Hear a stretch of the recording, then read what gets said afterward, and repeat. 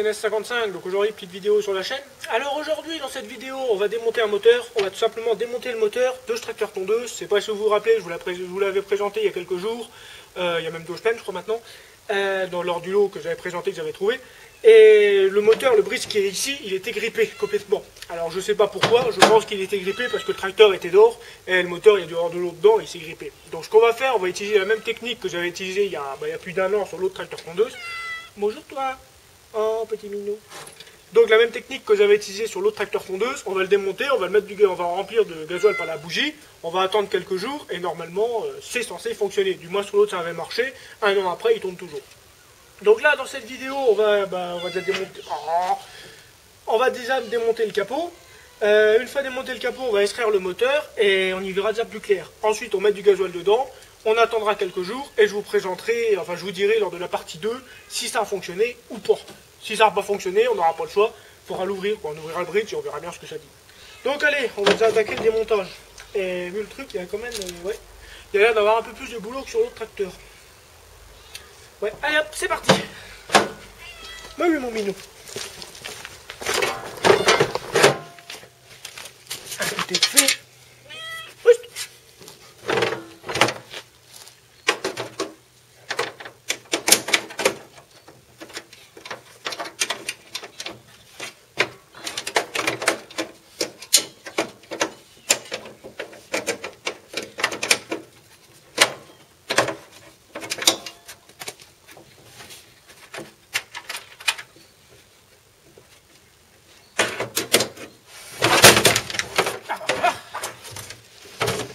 Voilà, le capot est démonté.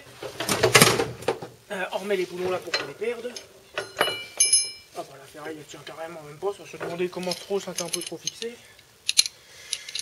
Bon, donc voilà notre moteur. Donc maintenant on va attaquer le démontage du moteur. Alors on va voir qu'est-ce qu'il faut démonter. Faut qu'on démonte, ici il faut qu'on démonte l'échappement. Puis en dessous il faut qu'on regarde comment c'est. Est-ce qu'il y a de l'huile dedans? Vous voyez, il y a de l'huile, il n'y a pas d'eau dedans, donc c'est pas. Ah, c'est vrai, il n'y a pas d'eau dans l'huile. Il peut y avoir que du gasoil, enfin que de l'eau. Il n'y a pas d'eau dans l'huile, ouais, c'est que l'huile n'a pas été au niveau du vilebrequin, mais il y en a peut-être au niveau, enfin plus haut dans les soupapes, vu que c'est un moteur 4 temps. Ouais, bon, on va déjà le démonter, on verra après. Il y a de l'essence fraîche ou pas là-dedans, pour voir s'il a tourné récemment. Il y a encore de l'essence. Non, il est totalement vide et ça sent la vieille huile, donc c'est que l'essence est vraiment usée, quoi. Encore une petite vis. Bon, donc maintenant on va essayer de le retourner pour voir comment c'est foutu en dessous. Donc maintenant qu'on a démonté le capot, on va essayer de le mettre sur le côté pour voir comment c'est foutu en dessous. Donc on va essayer de le coucher contre la AX. J'ai mis une planche pour pas l'abîmer parce que j'ai pas envie d'abîmer ma petite AX. Donc on va essayer de le coucher. Alors je sais qu'il doit être assez lourd, mais ça devrait pouvoir le faire. Ah oui, il fait son poids ce con là. C'est vrai, il a articulé.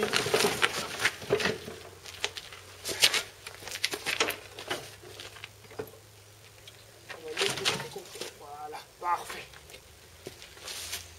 Bon, on va voir comment c'est foutu. Ah bah ouais, ça pourrait pareil comme un autre quoi. C'est pas très compliqué. Ouais. Allez, je vais vous rapprocher. Donc, voilà comment c'est fait. Ici, il faut qu'on démonte cette poulie là. Donc là, ça doit être un écrou de 14 ou de 13. Là, qui est fixé sur le vilebrequin, donc il faut qu'on la desserre et comme ça on pourra avoir la poulie. L'avantage c'est vu que le moteur il est bloqué, ça va aller tout seul et comme ça on verra s'il se débloque. Tiens, je vais mettre un peu de dégrippant au cas où pour la bougie, au cas où s'il se débloquerait, mais même de toute façon on le démontera même pour le vérifier. Ensuite là on a la courroie, ça c'est la courroie qui permet d'avancer. Et comment par contre est-ce qu'il ah oui là il manque les courroies ici qui vont à la barre de coupe à l'avant. Et ça j'ai pas vu que j'ai pas la barre de coupe à l'avant. Enfin si j'ai un truc qui ressemble à une barre de coupe, mais j'ai pas les lames, mais bon ça c'est pas grave. Donc là il y a une autre courroie qui part là-haut, ok, c'est sûrement la courroie qui est là-haut. Enfin si le mec qui m'a fait une courroie, c'est peut-être la courroie qui va avec. Ici on a la chaîne qui entraîne les roues à l'arrière. Là on a un autre pignon, c'est pour ça doit être pour tendre la chaîne je pense. Ouais c'est un système qui est pas mal. Bon faut qu'on démonte l'échappement, ça c'est sûr. Et on va démonter cet écrou là de 13 ou 14, chercher une douille.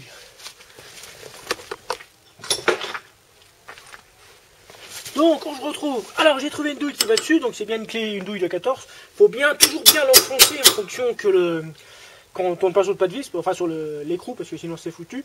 Alors normalement c'est un pas à gauche, c'est-à-dire c'est un pas normal, hein, je veux dire, pour desserrer on va à gauche, parce que petite anecdote sur le Massey Ferguson, j'arrive pas à le mettre en route parce que dans la pompe il y a une pièce qui est cassée, et c'est justement parce que c'est pour desserrer on tourne pas à gauche, on tourne à droite à l'intérieur de la pompe, parce que c'est une pompe qui tourne à l'envers.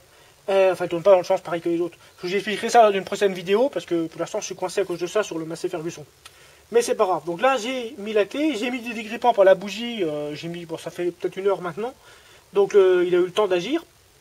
Mais même s'il se débloquerait là, on va essayer quand même de le démonter. Et on va essayer. Alors, on va voir déjà s'il s'arrête. Ouais, il s'arrête quand même. Hein. Ouais. Ah, il a bougé. Il a bougé, il a bougé, il a bougé.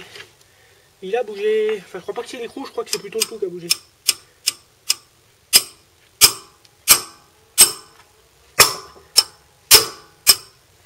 Ah, il est dégrippé les gars. Donc il est pas si grippé que ça. C'est pas sûr par en haut c'est raide à la main comme ça, mais il est pas si grippé que ça. Ah, il est desserré. Il est grippé mais pas tant que ça, on va y arriver je pense. On va réussir à le sauver ce moteur.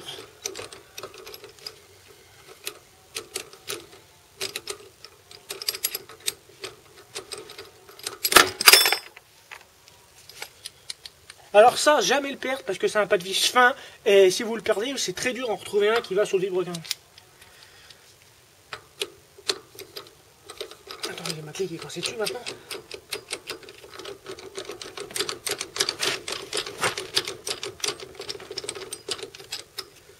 Bon, on la sortira dans l'étau, c'est pas grave. Alors voilà. Maintenant, le plus marrant, c'est extraire la poulie. Alors ça, c'est le truc qui est chiant. Donc là maintenant on va démonter les 4 boulons qui tiennent le moteur, qui sont là tout le tour. Et il y a beaucoup de gens qui me contactent souvent pour démonter les poulies là. Et vous voyez, bon, on a de la rouille, la poulie elle doit être bien raide. Et vous allez voir, on va réussir à la faire, ça donnera peut-être une astuce aux gens. Et c'est assez facile, ça donne avec la douille, et ça peut aller tout seul d'ailleurs. Mais pour ça il faut qu'on démonte, faut qu'on desserre les 4 écrous du machin. Alors il y en a un là, ici. Alors j'ai mis une clé de 13 de l'autre côté pour les desserrer. Hein. D'ailleurs elle vient de tomber.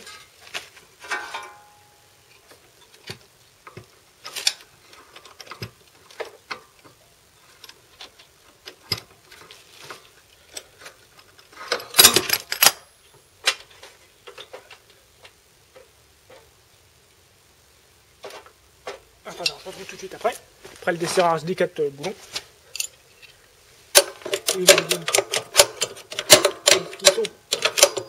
Et ça, on les trouve là. Il y en a un là. Ah, il y a la pièce contre. Il y en a un ici.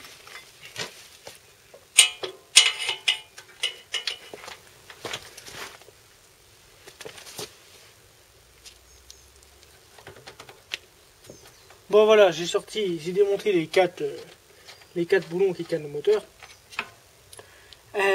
Il en reste qu'un qui le tient encore, mais il n'y a plus d'écrou. Et maintenant, on va essayer d'extraire la poulie. Alors la poulie, ça devrait être assez simple. Il suffit juste de tapoter un peu ici avec une douille ronde. Ouais, ça devrait le faire. Alors il suffit d'une douille qui est à peu près du même diamètre.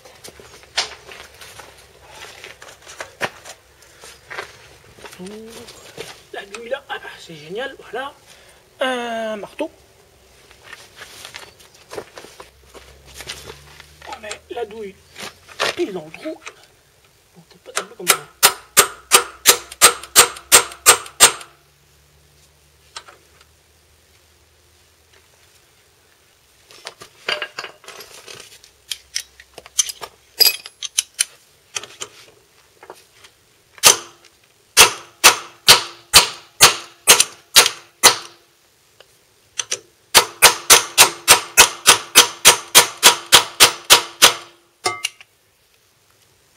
Bouge, ça bouge, ça bouge, ça bouge.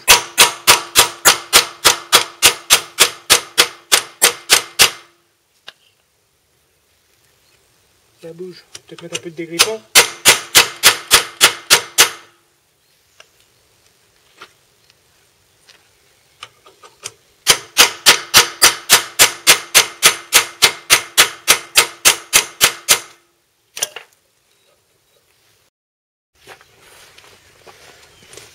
Donc maintenant on va y placer l'arrache. Alors après que j'ai tapé, alors j'ai tapoté, c'est juste pour que ça remue un peu. Donc ça a l'air d'avoir bougé, je pense, je suis pas tellement sûr, mais ça y ressemble. J'ai desserré les 4 boulons du moteur parce que sur celui-là, j'avais pas le choix. Parce que la poulie, étant donné qu'elle pose contre... Oh mais où je te dois. Étant donné que la poulie, elle pose contre l'arbre de la roue, là, je peux pas l'extraire la poulie vu qu'elle touche tout de suite. Donc là, j'ai mon petit arrache que je vais me faire pour les voitures, donc on va mettre une douille comme ça là. Normalement, la douille, elle doit passer... Alors, faut y aller mollo parce que c'est de l'aluminium. Enfin, généralement, c'est de l'alu. Là-dessus, ça a l'air d'être aussi de l'alu. Je suis pas certain. Et faut y aller mollo. Alors, l'arrache, c'est mieux à 2 parce que là, à 1, il faudrait une troisième main. Ce serait pas mal. Voilà, vous voyez la douille de 13, elle rentre parfaitement. Enfin, le cul de la douille, je veux dire, il rentre parfaitement dans l'axe. Voilà. Alors, après, il faut vraiment y aller mollo. Hein. Là. Il faut maintenant une grosse clé de beaucoup, ça c'est une clé honnête.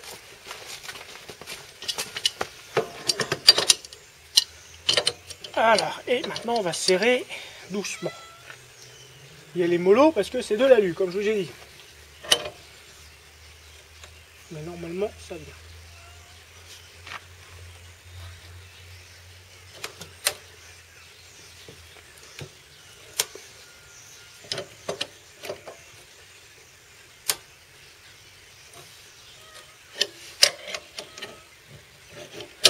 Excusez pour les chats qui arrêtent pas de meuler, mais je sais pas ce qu'ils sont, ils sont casse-couilles aujourd'hui. Ah bah, je crois que c'est bon, le moteur est sorti. Vous voyez, en principe, bon moi bien sûr, bon, il y a des gens qui me posent beaucoup de questions parce qu'ils ont du mal. Mais bon, moi je me suis fabriqué le matériel adéquat, on va dire. Et ça va tout seul. Et je crois que c'est pas mal là. Ah, vous voyez, il commence à venir. Bon voilà, la poulie commence à venir. Bon, après réflexion, comme vous voyez, le trou est énorme. J'étais pas obligé de la démonter. Mais bon, au moins comme ça, je vous ai montré comment faire. Donc maintenant, vu qu'elle a rentré presque 2 cm, il suffit de tapoter. Et normalement, à un moment donné...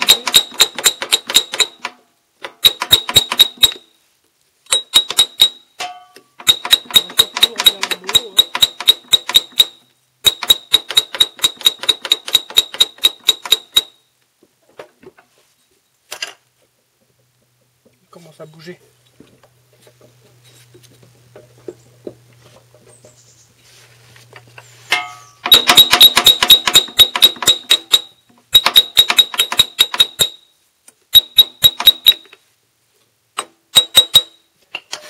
Il y a plein de rouille dedans, c'est pour ça qu'elle a du mal de venir. Mais bon, comme vous voyez, elle bouge.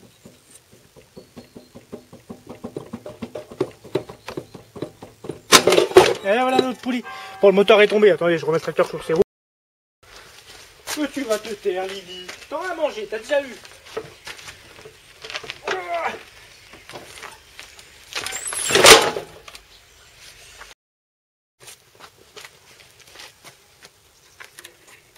Donc voici notre tracteur remis sur ses roues. Donc là le moteur. Donc j'ai déjà débranché les 2 fils là. Il me reste à débrancher le démarreur pour pouvoir qu'il soit complètement désaccouplé, on va dire, du tracteur. Donc ça c'est une clé de 11. Donc il faut que je débranche le démarreur. Bon, tout ce qui est connexion accélérateur, tout ça, ça a déjà... Merde, il est parti où l'écrou? Ça a déjà été débranché à cause que l'ancien propriétaire il a démonté le carburateur. Bah merde, il est là. L'écrou. Décidément, il décidait à m'emmerder l'écrou là.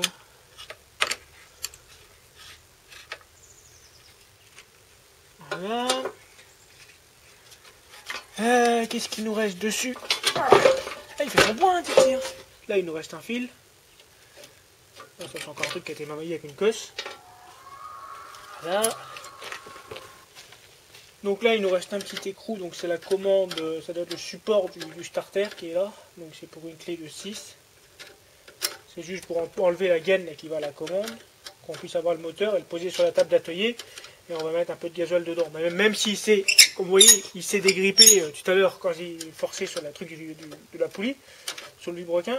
Mais quand même, on va quand même lui mettre du gasoil dedans avant d'essayer de le démarrer. On va lui mettre du gasoil, on lui fera une bonne vidange. Et après, on essaiera de le démarrer. Voilà. Au moment notre moteur, il n'y a plus rien qui le tient. Parfait.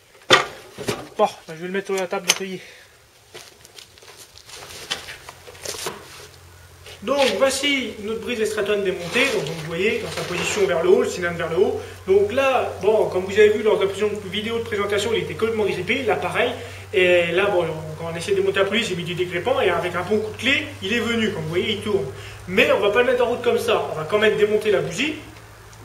Et on va y mettre du gasoil, en fonction que le gasoil il nous nettoie vraiment tout ce qui est dans le cylindre, tout ça, les soupapes, que c'est un cas de temps, en fonction vraiment que ça fonctionne. Donc pour ça on y met du fuel. Bon, alors l'idéal c'est avec un entonnoir, mais là j'en ai pas, donc on va viser. Il n'en faut pas beaucoup, alors attendez, là il n'est pas en position parce que les soupapes sont vertes. Vous voyez, ça c'est globalement, bon il est encore un peu raide quand même, mais on est pas mal, je pense qu'avec le fuel ça devrait le faire, ça va marcher sur l'autre.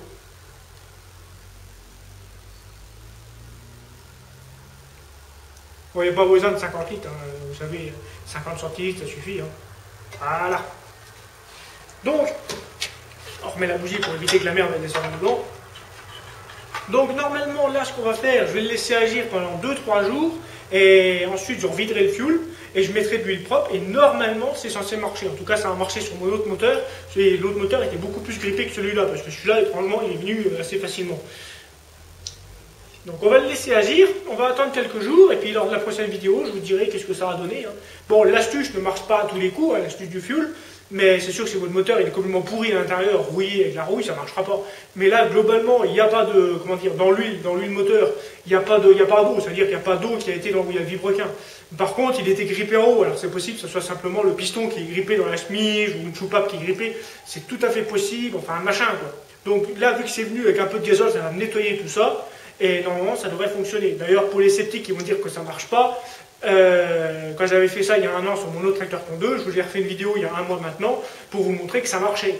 C'est exactement le même moteur, tout le tracteur, tout est pareil. Normalement, il n'y a aucune raison que ça ne fonctionne pas. Parce que des sceptiques, j'en ai eu lors de la première vidéo que j'avais fait avec le gasoil. Mais ça marche très bien. Donc allez, sur ce les amis, je vais vous dire à très bientôt pour une prochaine vidéo. Parce que là, je vais attendre quelques jours que ça agisse. Je ne vais pas le mettre en route maintenant, on risque de le niquer. Parce que bon, je ne sais pas s'il marche, mais je sais pas s'il marche, mais je ne sais pas s'il est foutu non plus. Normalement, il doit fonctionner. Hein. S'il y a de l'étincelle, il n'y a aucune raison qu'il ne marche pas. On verra s'il y a de la compression et tout. Donc voilà, donc allez, salut et à bientôt. Ah, ça devrait le faire, il va marcher.